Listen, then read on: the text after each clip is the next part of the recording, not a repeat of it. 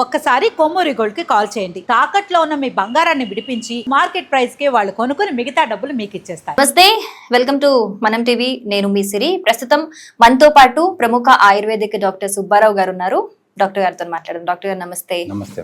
Doctor గారు, పక్షవాతం అంటూ ఉంటారు. అవునండి. అసలు అండ్ డేంజరస్ ప్రాబ్లం కూడా అది. లక్షలు పోస్తూ ఉంటారు పెద్ద పెద్ద హాస్పిటల్స్ లో. అయితే ఆయుర్వేదిక్ ట్రీట్మెంట్ అనేది చాలా తక్కువలో హెల్దీగా క్యూర్ అయిపోయే న్యాచురల్ మెథడ్ అనేది మనందరికీ తెలుసు కదా సార్.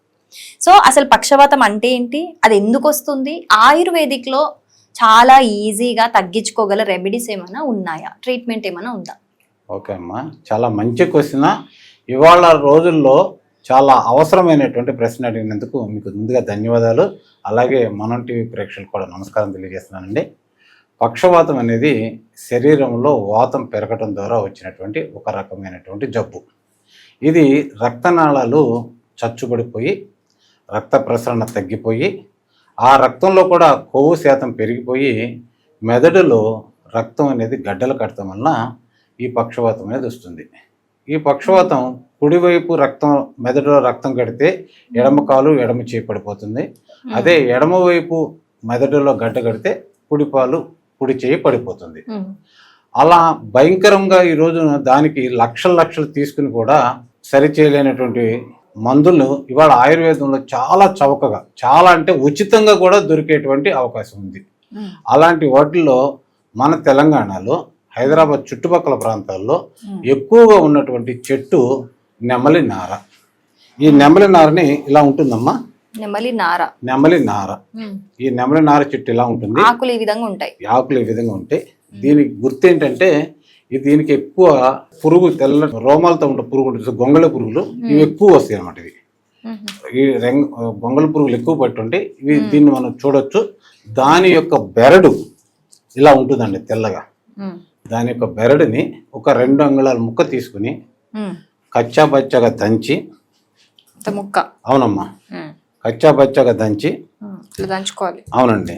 దంచి ఒక స్పూన్ మిరియాలు కూడా దాంట్లో వేసుకుని కషాయం తీసుకుని ఉదయం తాగగలిగితే, అట్లా 9 రోజులు కానీ తాగగలిగితే ఈవెన్ కోమాలోకి వెళ్ళినటువంటి వ్యక్తి కూడా తిరిగి బతుకుతాడమ్మా.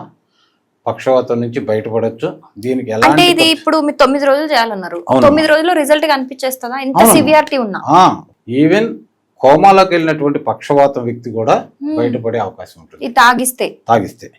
ఇది మన చుట్టుపక్కల చాలా చోట్ల ఉంటుందండి.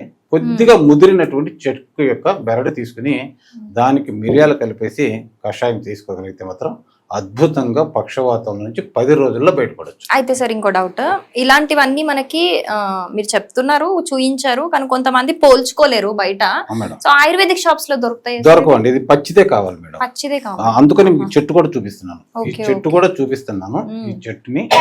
ఈ చెట్టుని ఎలా గుర్తిస్తారంటే, ఇది ఒక కొద్ది రోజులు అయితే దీనికి ఒక రకమైన పురుగు వచ్చేస్తుంది. వేసవకాలంలో అయితే చిన్న గింజలు ఉంటాయి. ఇవి ఆ గింజలు కన్నా వర్షాకాలంలో ఈ చెట్టు నిండా పురుగు వస్తుందండి. ఈ పురుగును చూసుకుని మనం గుర్తుపెట్టుకోవచ్చు. ఇది ఎన్ని రోజులైనా స్టోర్ చేసుకోవచ్చు మేడం. Okay, right sir. చాలా పవర్ఫుల్ రెమెడీ చెప్పారు. ఎందుకంటే దీనివల్ల కోమాలో వెళ్ళిపోయిన వాళ్ళు కూడా తిరిగి నార్మల్ అయిపోతారు అని అంటే మామూలు విషయం కాదు మేడం. చాలా మంచి విషయం. పైసలు కూడా ఖర్చు లేవు మేడం, మనమే తెచ్చుకోవచ్చు. మిరియాలు మాత్రమే కొనుక్కుని వాడుకుంటే చాలు. అది 9 రోజులే అంతే.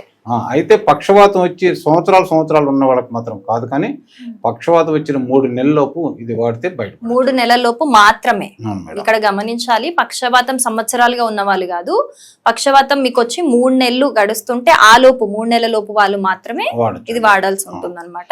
Thank you so much sir. చాలా పవర్ఫుల్ రెమెడీ, చాలా యూస్ఫుల్ ఇన్ఫర్మేషన్ షేర్ చేశారు. Thank you so much. ధన్యవాదాలు మేడం.